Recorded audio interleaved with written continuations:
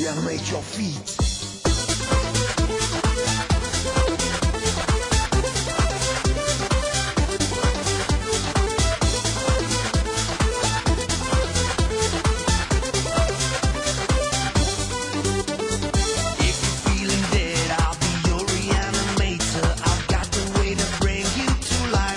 De retour, chers amis de l'angoisse, pour cette deuxième partie qui va nous montrer les 33 films que je préfère hors horreur dans tout ce que j'ai dans ma collection. Je vais essayer d'aller plus vite parce que la dernière vidéo était assez longue et on commence maintenant.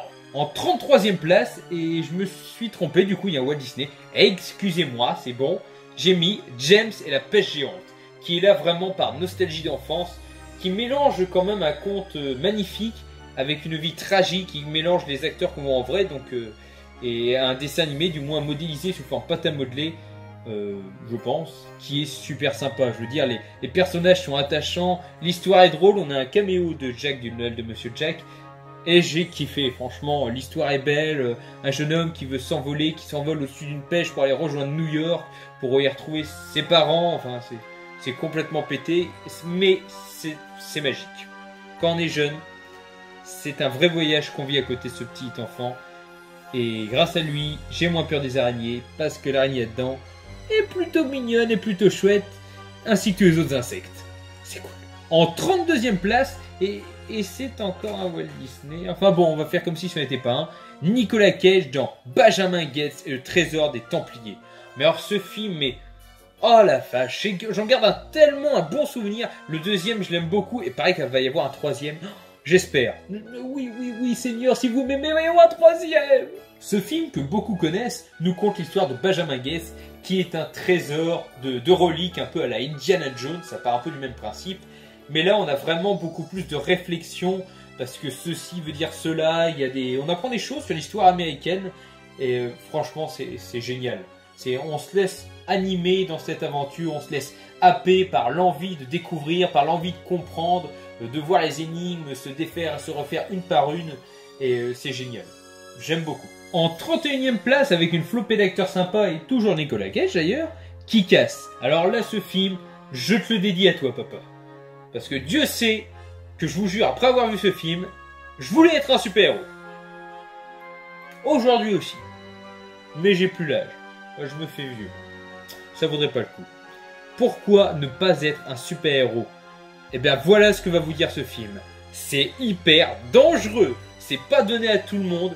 Il y a des scènes gore, mais les scènes gore en fait elles sont tellement mises avec des musiques délirantes, de la drôlerie du côté enfantin, que ça passe crème. Le 2 est également très bien, faudra que je le trouve d'ailleurs. C'est chouette. Ah, Kika, c'est un gros délire. La na na na na na na na na na. Je suis un grand fan des Simpsons et en plus, j'adore cette jaquette et ses bonus. Je suis un grand fan qui vous conseille si vous aimez la famille Simpson 2, regardez-le, meilleur film et le seul qu'on ait fait sur eux. En 29e place, un film pas des plus connus, mais vraiment touchant, tiré d'une histoire vraie, avec Brandon Fraser et Harrison Ford, c'est Mesure exceptionnelle. L'histoire de Brandon Fraser, quelqu'un qui réussit bien sa vie, qui a un bon poste, mais qui malheureusement a 2 enfants gravement malades, d'une maladie incurable, duquel on meurt aux alentours de 10 ans. Et pour réussir à soigner, il va faire appel à Harrison Ford, qui est un scientifique qui malheureusement n'a pas de fonds, et lui va lui trouver les fonds pour qu'il puisse trouver un remède pour sauver ses enfants et tous les enfants qui peuvent être touchés par cette maladie. Le film est touchant, les 2 acteurs font vraiment une bonne prestation qui aurait mérité d'être plus salué que ça. Et faut voir ce film. Il n'est pas très connu mais il vaut vraiment le détour. En 28e position, parce que je voulais mettre un film de Jack Black, j'ai hésité entre Supernaturals mais il me paraissait un peu faible, L'amour extra large qui a une super morale que je vous conseille, mais finalement que j'ai pas choisi. J'ai plutôt choisi en duo avec Mos Def, avec également Danny Glover, Soyez sympa, rembobiné. Un film réalisé par un Français, et oui c'est possible, et qui nous conte l'histoire en fait de 2 jeunes qui aiment bien les VHS. D'ailleurs Mos Def s'occupe du magasin de VHS, mais malheureusement Jack Black, en étant aimanté, tout simplement va éradiquer toutes les bandes. Toutes les bandes vont se retrouver vierges et ils vont être contraints de faire eux-mêmes leurs propres films. Mais ils vont devoir faire des films connus comme Rush Hour 2, Robocop, Ghostbusters. C'est vraiment délirant, c'est très mal fait les films et toute la ville s'y prend. Il y a une petite histoire derrière qui est pas mal sur un grand joueur où Danny Glover met un peu son côté émotionnel en jeu. Apporte sa touche Glover comme j'ai envie de dire. Et c'est chouette, c'est un bon petit film et c'est un bon humour, c'est un bon enfant. En 27e position, deux films de Guillermo del Toro. Je n'ai pas pu choisir un des deux, du coup j'ai mis les deux, en plus ils suivent. Du coup vous savez sûrement de quoi je vous parle. Ce sont les Hellboy. Franchement j'adore ce personnage et Ron Perlman, il met un côté tellement jeune qu'il en a rien à foutre. Et qui se fout de tout, qui en a marre de la société, qui veut juste qu'on le laisse tranquille, picoler, rigoler, se fendre la poire. Et c'est super, quoi. Je veux dire, on a un grand diable avec un homme poisson qui s'occupe d'autres créatures qui sont rejetées par les êtres humains et qui en même temps sont aidées par d'autres êtres humains. C'est con, c'est bien, c'est con, c'est Hellboy. En 26e position, le premier film que j'ai vu de mémoire avec Eddie Murphy. Et je l'ai aimé à partir de ce film, et c'est pour ça qu'il est si haut dans le classement, même si je trouve qu'il est assez bon en soi. C'est École paternelle. C'est deux personnes qui vont perdre leur boulot, deux pères de famille, et qui vont essayer d'ouvrir une école, mais pas maternelle, mais paternelle. Sauf que ils sont pas doués, mais vraiment pas doués. Ils y connaissent rien aux gamins. Ça part en carnage, les gamins leur font des crasses. Alors, ils se font aider par un autre, mais c'est un grand geek qui est plutôt doué malgré tout avec les enfants. Ils affrontent une école pour enfants, mais de haute catégorie, digne de Harvard, où t'as à peine 6 ans et tu sais déjà parler 6 langues. Et j'ai qu'une main, donc je pourrais en faire que 5, et l'effet est complètement moche du coup. Mais c'est très chouette. Franchement, École paternelle, vous allez rire, vous allez aimer. En 25e position, j'ai pris Braveheart. C'est pas le film que je préfère de Mel Gibson, celui-ci arrivera plus en avant du classement, mais c'est un film emblématique et que je trouve génial. La scène de fin où on crie liberté, tout le monde la connaît, il s'y met à cœur joie, il y va à fond, on ressent vraiment les émotions, et Mel Gibson c'est un acteur que quand il te dit de partir au combat, quand il y part, tu le suis. Je veux dire, il a un tel charisme dans son jeu, il aurait pu être un grand combattant des époques anciennes que je l'aurais cru, il me le fera avaler tout de suite. Et Braveheart, c'est un indémodable, donc il mérite largement sa position. En 24e position, surtout parce que c'est un film de mon enfance, c'est un film qui m'a fait rêver quand j'étais petit. Et pourtant, je regardais pas encore le catch à ce moment-là, mais je connaissais The Rock dans, je crois, son premier rôle d'ailleurs, en tant qu'acteur principal, c'est le Roi Scorpion. Super. Bon, les suites sont dégueulasses, mais celui-là, il était vraiment cool, quoi. Par les créateurs de La Momie en plus. Autre film que j'idolâtre mais que j'ai mis dans l'horreur, donc je ne présenterai pas dans ce top. Parce que sinon il serait dans le top 10 avec Brandon Fraser, j'adore. Donc voilà, le Roi Scorpion, c'est une épopée où on suit The Rock combattre des méchants à une époque où on n'avait que des lances, des flèches et des épées. Et c'est cool, quoi, ça se suit bien. Il y a quand même un peu d'humour, il y a des personnages drôles, il y a du fantastique, il y a des belles scènes de combat. Et il y a The Rock. Tu vas mourir, Acadien. En 23e position, je voulais mettre le Tour du monde en 80 jours parce que c'est celui qui m'a le plus marqué étant jeune, mais un autre, hors Rush Hour, qui m'a marqué avec Jackie Chan, en duo avec Owen Wilson, c'est le désopilant Shanghai Kid. Et oui, c'est un peu comme avec Chris Tucker, c'est la grande gueule qui se prend pour un cowboy super doué, avec le chinois agile, qui ne parle pas plus que ça, mais qui par contre fait tout le travail. Il envoie des coups de poing, des coups de pied, il envoie du lourd.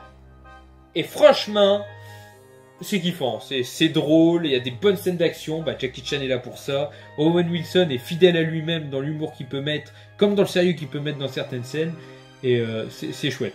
Shanghai Kid, un indémodable. En 22e place, Coraline, donc un film que beaucoup connaissent, et si vous ne le connaissez pas, malgré que c'est un dessin animé, enfin un long métrage animé, ne le montrez pas à vos plus jeunes enfants, il est assez cauchemardesque.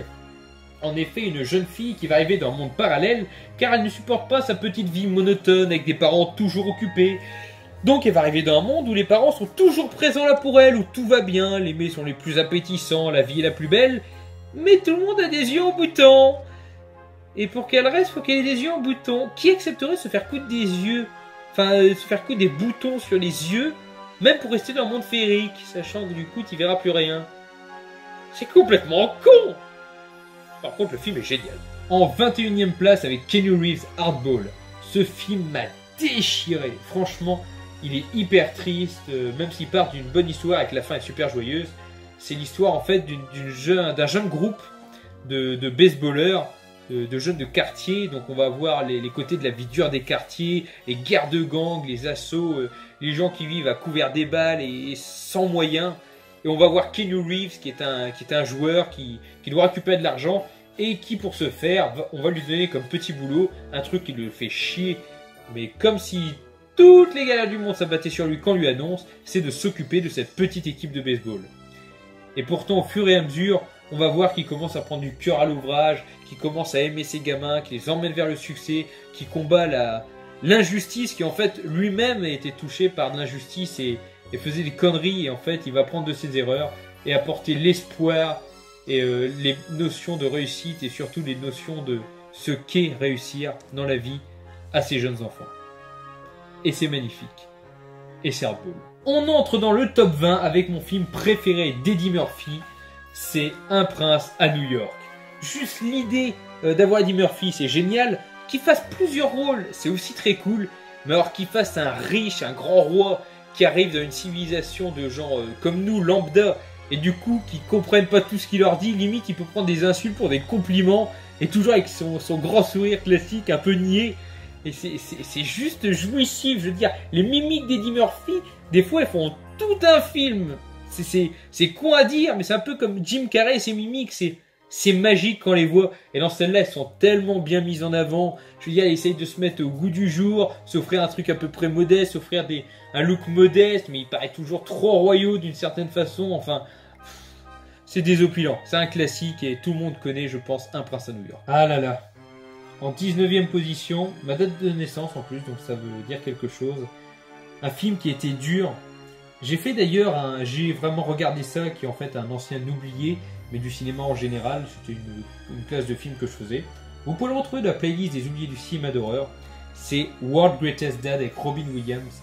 Donc un de ses derniers films dans ces dernières années, qui est vraiment déchirant, qui raconte l'histoire, j'espère pas vrai d'ailleurs, je n'ai pas vérifié, d'un homme qui va perdre son fils va se pendre, enfin pas pour se tuer, pour un débat sexuel, et du coup va mourir, et son fils était un gros connard. Et en fait, pour redorer la vision de son fils, c'est parce que lui c'est un auteur qui écrit beaucoup de choses, mais qui n'a jamais rien réussi à publier parce que les gens le trouvent pas bon, il va écrire une œuvre touchante qu'aurait écrit son fils, et donc il va faire passer ça pour une œuvre du défunt, et il va avoir un succès fou. Mais tout va se compliquer parce qu'il ment, parce que c'est lui qui l'a écrit et pas son fils. Son fils est vraiment un vrai connard, il a une vie difficile, il a des relations compliquées, il y a du langage cru, il vit des moments tristes, et le final est très perturbant, enfin, voilà quoi. World's Greatest Dad, faut le voir, c'est un excellent film pour moi, mais trop méconnu de Robin Williams. En 18e position, Ace Ventura, en Afrique, tout simplement parce que Jim Carrey est excellent, et que dans beaucoup de ses films, je l'ai choisi, j'ai eu du mal à en choisir un. Oh, il est n'importe nawak, il part dans tous les sens. Du guano. Enfin voilà, il a toujours ses mimiques, son humour délicat. Le 1, je l'ai pas dans ma collection, c'est peut-être pour ça que j'ai mis le 2. Mais c'est génial, franchement, faut le regarder, c'est très con. Il a une démarche en Ace Ventura à mourir de rire. Il fait vraiment macho fini, mais c'est chouette. Ace Ventura, c'est un gros classique. En 17e position, c'est mon amour du catch, et parce que j'ai trouvé le film très bon, malgré que je n'aime pas Mickey Rourke plus que ça, j'ai mis The Wrestler. Et tout simplement, c'est un film quasiment reportage de la dureté de la vie de catcheur. Tout le monde n'est pas dans une belle maison, un truc chicose, il y a beaucoup de catcheurs qui en vivent, mais qui ne sont pas connus, qui font du circuit indépendant, et qui vivent dans des conditions atroces, avec un autre boulot pour survivre, qui sont pratiquement à la retraite, mais qui ne peuvent pas en partir car ils n'ont pas gagné assez d'argent, qui vivent dans 3 fois rien, limite vivent dans leur voiture. C'est super. Ce film-là, si vous aimez le catch, vous devez le voir. Il est super bien fait. En 16e position, Voisin contre voisin. Voilà, avec Danny DeVito et Matthew Broderick. C'est une histoire attachante et super rigolote entre un nouveau voisin qui va emménager et les deux vont se battre pour être le roi de Noël, mais pas pour les mêmes raisons. Donc mettre le plus de guirlandes, être le plus sympa avec les gens, chanter, faire du patin à glace. C'est désopilant, il n'y a que des scènes drôles, ça s'enchaîne bien. J'ai trouvé ça meilleur que par exemple un Maman j'ai raté l'avion pour Noël. Ne me faites pas mal, ne m'en voulez pas. J'ai trouvé ça plus marrant que La course aux jouets avec Arnold Schwarzenegger, malgré qu'il était très fun. Je vous conseille pour Noël de voir si vous le connaissez pas. Et si vous le connaissez, regardez-le à nouveau. Voisin contre voisin. En 15e position, avec Robin Williams et Robert De Niro, j'ai voulu mettre L'éveil. C'est tiré d'une histoire vraie, c'est bourré d'émotions. Robin Williams joue le rôle très attachant d'un docteur qui se bat vraiment pour aider les gens.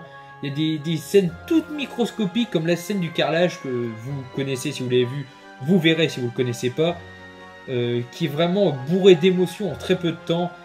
Et Robert De Niro qui joue justement une de ces personnes qui est atteinte d'une maladie qui font qu'ils ne bougent plus. Ce sont quasiment des statues vivantes. Ils respirent mais ils ne bougent plus, ils ne clignent plus des yeux, ils ne mangent plus. Et pendant un temps, Robin Williams va réussir à les faire revenir de leur grand sommeil.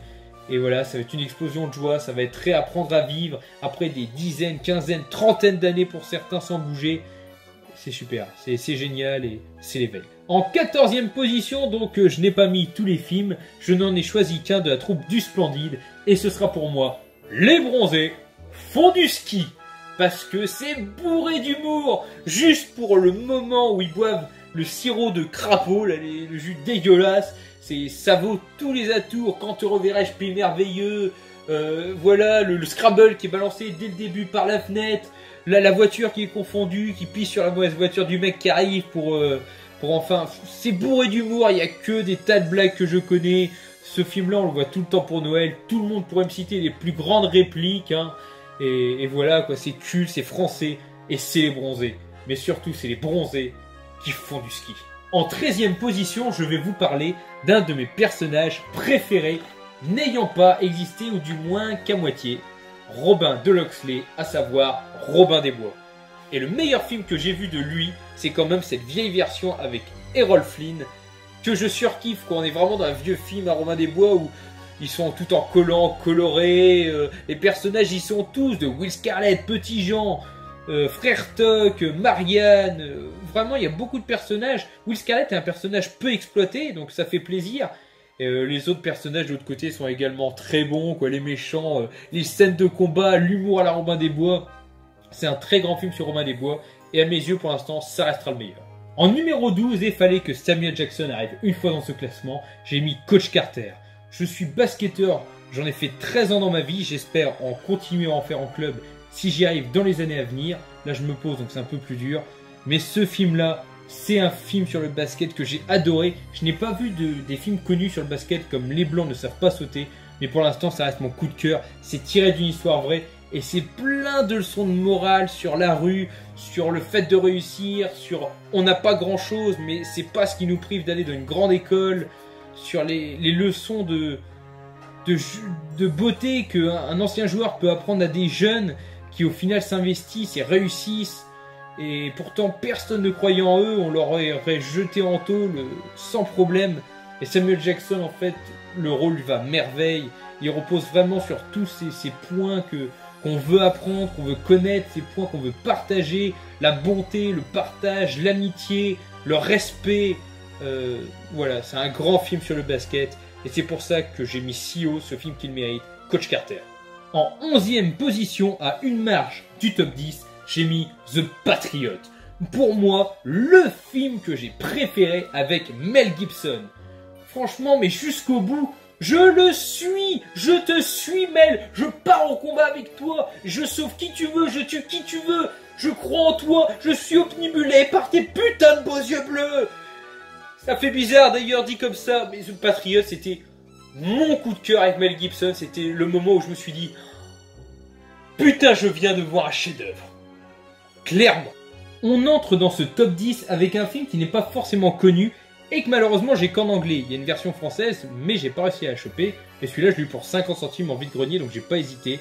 C'est Earth and Souls, aka Drôle de fantôme, avec un Robert Downey Jr. qui était vraiment tout jeune. Une histoire qui m'a touché, que j'ai trouvé magnifique, où en fait 4 personnes vont mourir d'un accident de bus. Et malheureusement, vous restez ancré sur un bébé qui, en grandissant, va devenir Robert Downey Jr. Je ne veux pas vous spoiler le film, mais l'idée va être de pouvoir renvoyer les fantômes au paradis. Ça va être plein d'émotions, on va suivre une évolution. On va vraiment avoir des moments très très touchants. J'ai pas versé une larme, mais j'étais pris au cœur sur certains moments, car les personnages offrent vraiment beaucoup de bonté et beaucoup de joie et surtout de tendresse dans leur jeu d'acteur, ce qui les rend encore plus touchants. Robert Downey Jr. Joue bien son rôle entre la surprise, la folie et vraiment l'amicalité qu'il a pour ces êtres qui l'ont fait passer peut-être pour un fou jeune, mais qui en même temps représentent des gens qui ont toujours été là pour lui. Une petite pépite vraiment très très méconnue. En 9e position, l'une de mes comédies les plus favorites, tellement je l'adorais que le CD est presque usé, c'est La Souris avec Nathan Lane et Lee Evans. Ce duo, il marche du tonnerre de Dieu. La Souris est géniale. La drôlerie, en fait, elle avance de gag en gag. C'est un super souvenir d'enfance. Je l'ai regardé avec tous les amis que je pouvais à l'époque. Quand j'ai vu ce film, à chaque fois, c'était... T'as vu La Souris? Ah, je vais te le présenter. T'as vu La Souris? Je vais te le présenter. Et tout le monde rigolait, tout le monde trouvait ça bien. J'avais l'impression d'être celui qui avait fait découvrir une comédie géniale. Et je trouve cette comédie géniale en plus. Donc franchement, il est aussi haut. C'est vraiment un de mes plus beaux souvenirs d'enfance. Et j'étais obligé de classer dans mon top 10 La Souris. En 8e position, avec Jim Carrey, pareil, un gros souvenir d'enfance. Les désastreuses aventures des orphelins Baudelaire, donc dans ce super coffret, avec ce fourreau avec la tête du comte Olaf, incarné par Nicolas Cage complètement dément, hein, qui comme fidèle à lui-même, pète un casque et se surpasse. Et franchement, j'avais le jeu sur PS2, je l'ai essayé je sais pas combien de fois. Je crois que vous me le redonnerez, j'aurai une PS2 sous la main, je le renseignerai encore, comme certains jeux. Et c'est chouette, quoi. J'aimerais bien voir la série, c'est vrai que je ne l'ai pas vue, qui paraît est sympathique. Mais voilà, les désastreuses aventures d'Orphelin Baudelaire, c'est ma jeunesse, c'est la magie, c'est moi. En 7e position, toujours avec Jim Carrey, le film le plus émouvant qu'il ait fait à mes yeux, même si Eternal Sunshine of Spotless Mind était très émouvant, le numéro 23 très perturbant et The Majestic m'a beaucoup plu. Donc franchement, j'ai mis The Truman Show. Une histoire où on voit un Jim Carrey super comique au début et de plus en plus perdu, de plus en plus en vouloir à la terre entière, avec un final vraiment grisant et vraiment destructeur. Enfin, tu suis les téléspectateurs qui vraiment sont de tout cœur avec lui et voudraient qu'il réussisse, et qui au final font preuve d'humanité en se disant faut qu'il voit le monde comme il est, il faut qu'il arrête d'être emprisonné dans ce faux monde, parce qu'en fait l'idée c'est qu'on tourne une émission sur lui depuis qu'il est tout petit et on le voit grandir. C'est Plus belle la vie, sauf que l'acteur n'est pas au courant que c'est un personnage de série télé. Donc voilà, c'est génial et c'est The Truman Show. Et faut le voir. En 6e position, je suis un fan inconditionnel du Chevalier Noir, Batman. Et pour moi, c'était son meilleur film. Je mets donc pas Batman Begins, pas The Dark Knight Rises, mais The Dark Knight tout court. Il est génial. Heath Ledger nous fait une prestation de malade, même si j'adore Jack Nicholson dans le rôle du Joker. Batman est super, l'histoire, les ennemis, les moments, la noirceur, tout y est, c'est génial. Franchement, The Dark Knight, c'est le film qui représente le mieux, avec la série animée de 80 ou 90, je ne sais plus, Le Chevalier Noir. C'est juste impossible, si vous aimez Le Chevalier Noir ou même les héros en général, de rater ce film. C'est un immanquable, c'est génial, c'est Batman. On arrive dans le top 5 avec ma comédie française préférée. Et je pense que c'est pas le cas de beaucoup, c'est Le Grand Bazar avec les Charlots. J'adore les Charlots, je les aime encore plus que les Bronzés, encore plus que Louis de Funès et Bourvil. Moi les Charlots c'était vraiment l'exagération à la française, c'était vraiment tout ce que j'aimais. Et Le Grand Bazar, c'était à mes yeux mon film favori des Charlots. L'échange entre un petit bar et un grand hypermarché, les acteurs géniaux, on avait Galabru, on avait Michel Serrault, on avait les Charlots évidemment, un film de Claude Zidi, comme toujours, qui a fait beaucoup de films des Charlots. Et c'est que de l'humour, du débridé, du gros gag. Enfin c'est toute ma jeunesse, c'est les meilleurs souvenirs de comédie française que j'ai eu, avec Les Bronzés font du ski, Scout toujours, L'aile ou la cuisse, enfin quelques classiques, mais celui-là, il est surpassé tous à mon cœur. J'ai jamais autant rigolé devant une comédie française. En 4e place, un film de Joe Dante qui est le meilleur souvenir. Cette fois-ci, c'est vrai, tout confondu de ma jeunesse. Si je ne devais sauver qu'un film de ma jeunesse, ça serait celui-ci, c'est Small Soldiers. Ce film, putain qu'il était bien fait. Avec voilà, les Gorgonites contre les commandos d'élite. Je pourrais vous dire le nom des personnages. Il y avait notamment Nick Nitro, la démolition, c'est ma mission, chef. J'ai carrément bafouillé, je suis excité quand je parle de ce film. Montrez-le à vos enfants, regardez-le en tant qu'adulte, savourez-le en tant que personne du 3e âge. Il n'y a pas d'âge, même si vous êtes défunt, regardez-le sur une télé de votre forme fantôme. J'ai perdu mon mot aussi, c'est pas grave. Faut regarder Small Soldier, c'est captivant, l'histoire est cool, les personnages sont chouettes, les poupées sont bien animées, on y croit, c'est réel. Quand on croit que c'est la fin de la bataille, c'est juste le début de la guerre, jusqu'à la fin on a même des barbecues, enfin il y a trop de trucs, regardez-le. On entre dans le top 3, et si je vous ai dit que Le Grand Bazar était ma comédie française, mais inégalée, ce n'est pas ma comédie en général inégalée. Ça revient à un acteur que je trouve excellent en tant que comique, dans une trilogie que je n'ai pu distinguer. J'adore les trois autant qu'ils sont. C'est les Naked Gun, aka les Y a-t-il un flic. Leslie Nielsen, c'est un comique, mais que j'adore. J'adore ce genre d'humour. Même si c'est énorme, même si c'est trop exagéré, trop gros. Je trouve ça génial, il y a plein de références. Leslie Nielsen est un acteur que j'aime énormément. J'ai été très triste lors de sa mort. Et j'aimerais avoir toutes ces comédies, notamment Police Squad, la série qui coûte cher, qui est dure à trouver.